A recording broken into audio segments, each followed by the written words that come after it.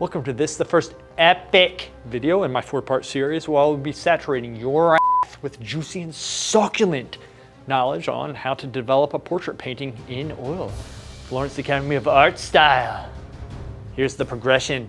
Essentially, we are working the drawing up with just one color.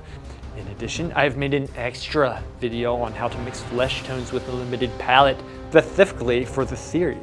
So without further ado, Louis Daddy Sexy Beast here once again, and this time we are going to develop the drawing that I did in a previous video, which I will list right here.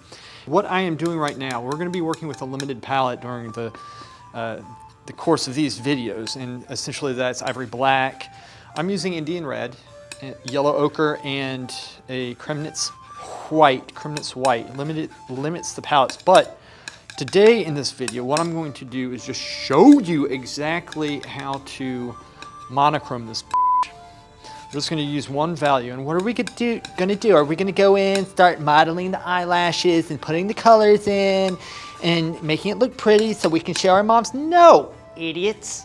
What we're going to do is the same as we always do. We work on the drawing, we squint down, we get the big, basic, broad impression.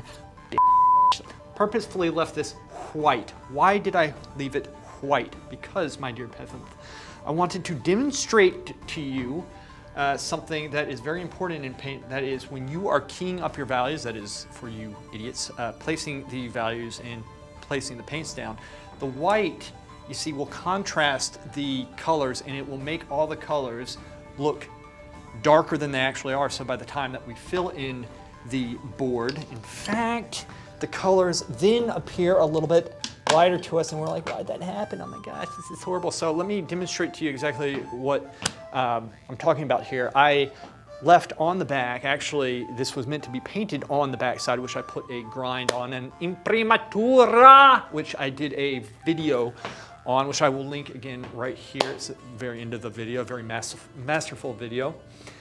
And this is what I'm talking about. So if we take this here, this is white, right? Virtual panel, white. And I'm just gonna flip this over and I'm gonna show you exactly what I am talking about here. And as we can see, this is the grind that I am talking about right here. And what I really want to explain to you, peasants, is that we can still see the charcoal right here. It's very clear, right? We can still see it. And now we have a neutral grind to paint on. So white will appear white to us, and black will be black. It's a neutral grind, so it's not going to be blinding us to see. We're going to be more accurate in our value range, the lights and darks, and in fact the color as well, by extension. So this is what I wanted to show you guys right now with this.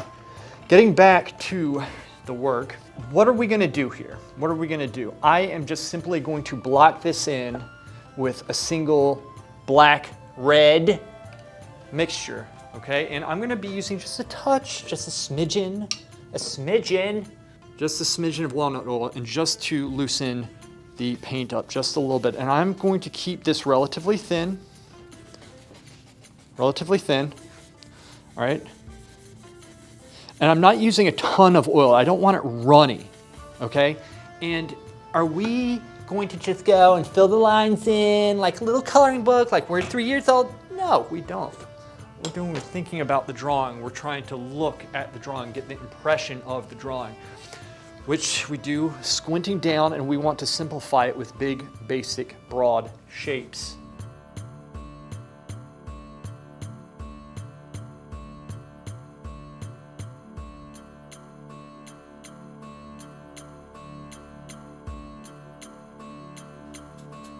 I purposefully messed up for you so that I can correct it. And I am not at all afraid of what I have just done. So we're gonna bring this in some, and so I'm just bringing this value down. I'm doing this because this was not done with an imprimatura. So imagine how much work you would save if you just went on the other side. I really wanted to prove this point in this video. So from here, what we can do, we can start cutting out, actually y'all can't see down here. But what you don't want to do is have like little light pieces showing.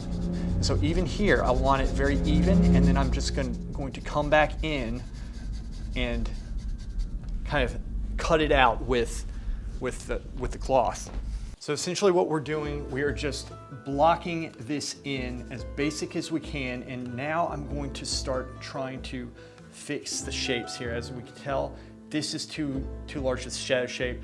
I lacerated her nose, and she looks like she has some sort of disease where her face is kind of sagging down, like she had a stroke or something, which is very unfortunate.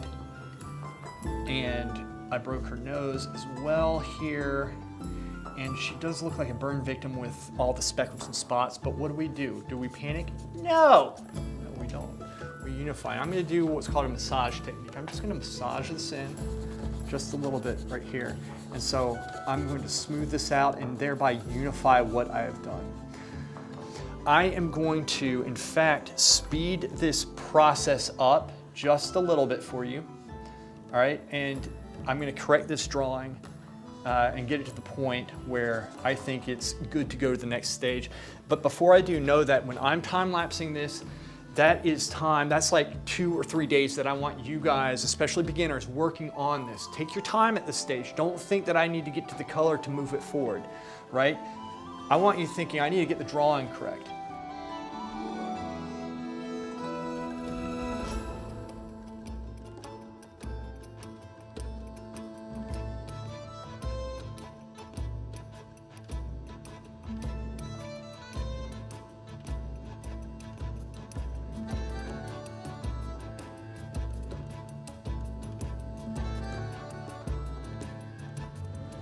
All right, so I have worked it up some, and I'm gonna go into it and just continue doing what I have been doing, but it's pretty much worked up to where I want it. It's a good place to stop for today. So essentially, we just keep on trying to correct these big shapes. All it is trying to understand what we're looking at and put that understanding down here. And it might have been hard to see in the time lapse, but I was working all the way around this entire painting right here, and I'm working within a specific value range right now. It's, as you can tell, it is much easier to see the light and the dark at this point. This is a good place to be because we can get lighter than this, we can get darker than this, but everything is very malleable at this stage. And so I have lost a degree of the drawing in putting this the paint down, and sometimes, you know, it's like sometimes the drawing might not have been correct to begin with, but sometimes when we're filling things in, we also lose some of the drawing, and that is totally normal. And that's why, again, we just need to be in the mindset of always correcting, always trying to look and understand things. I've been using comparative measurement with this. I have not been using sight size, which I'm a strong advocate for. I think it's a very good tool, essentially drawing the same size you see something. But even when you're doing sight size, you should always be using comparative measurement and trying to understand the form. And this is no different, even though we're working in different medium. This is like, you know, just 101. We're drawing with essentially 2 values, right? A light and a dark. That's it. I mean, we're creating multiple values, but we're not putting color in quite yet. That comes essentially in not the next phase as much. We're not going in and honing in on the color. We're gonna put the broad color and broad values in, but we're not gonna worry about mixing transitions and all that stuff yet. We'll make the transitions, but we're not gonna worry about the transitions being grayed out or colorful or whatever, right? That's gonna be the next stage. So right now we're just trying to set ourselves up for success by having a strong foundation, right?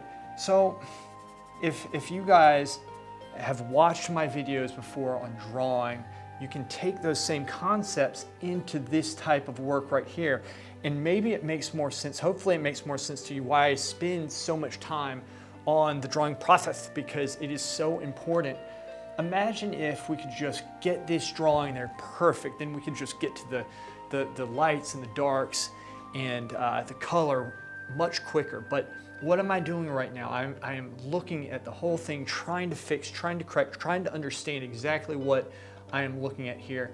And so if you're a beginner, peasant, moron, mongrel, idiot, I want you spending at least 2 days on this stage right here, possibly 3. Now, I started with a preliminary sketch on this, obviously, but sometimes I do go in with paint, and when I do, it's not like I'm drawing like straight lines all the time. Sometimes I do kind of in the beginning, but you're squinting down, getting the broad impression. So we're trying to think of the same thing right now.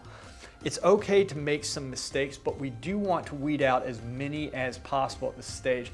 Notice I have essentially left all this information very atmospheric, it's very blurred out.